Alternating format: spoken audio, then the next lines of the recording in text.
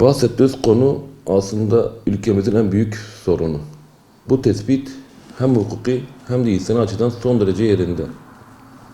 Kısaca söylemek gerekirse, yargılama süreci amaç olmaktan çıkıp fiili cezaya dönüşüyorsa adalet işlevini yitiriyor. Tutukluk hem anayasanın hem de Avrupa İnsan Mahkemesi'nin maddelerinde tedbir amaçlı, ceza değildir. Ancak ülkemizde uygulamada delil durumu değişmediği halde uzun süren tutukluk aylarca ve yıllarca sürüyor. Avukat meslektaşlarımızın ve yargılanan kişilerin mahkemelere başvuru yapmalarına rağmen kuvvetli suç şüphesi klişesinin otomatik olarak devam etmesi sonucu tutuklamalar uzun sürmekte. Bu durum birçok ihlali yerine getirmekte. Bunun sonucunda da tutukluluk bir nevi infaz haline geçmekte. Uzayan yargılamalar artık cezalandırma anlamına gelmekte. Az önce bahsettiğim gibi Anayasa Mahkemesi'nin ve Avrupa İnsan Mahkemesi'nin kararları net.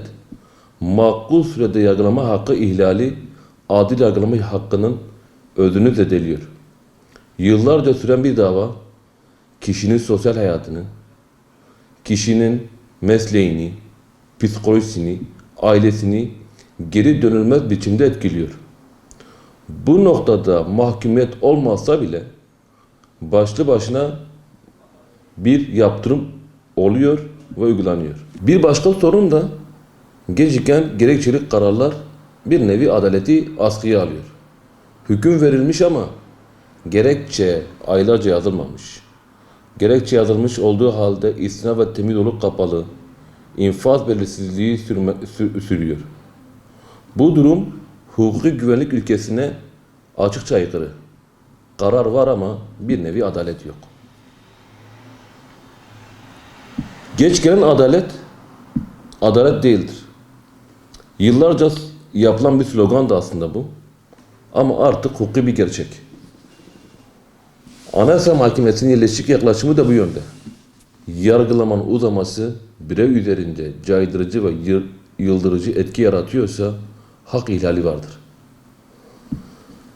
Artık günümüzdeki en büyük sıkıntılardan bir tanesi de uzayan yargılamanın bir türlü delillerin toplanmaması, kişilerin bu konuda mağdur olması toplumda artık bir nevi olağanı aşma noktasına getirdi.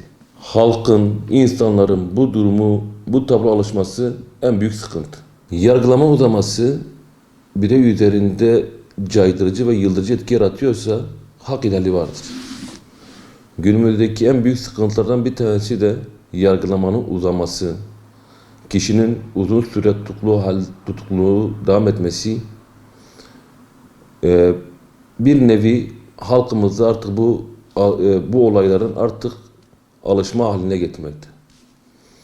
Mahkeme nezdinde dilekçeyle başvuru yaptığımızda ve sözlü olarak şifayen konuştuğumuzda bize verilen cevaplar dosyalar yoğun, mahkemelerin iş yükü fazla, bu suçlamalarda tutuklama normal.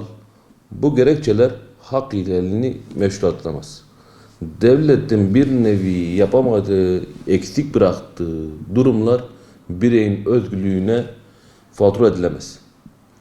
Sonuç olarak uzayan yargılamalar ve uzun tutukluklar masumiyet karnesini aşındırıyor. Masumiyet karnesini aşındırması toplumda yargıya olan güveni sarsıyor. Toplumda yargı yoluyla cezalandırma algısı yaratıyor.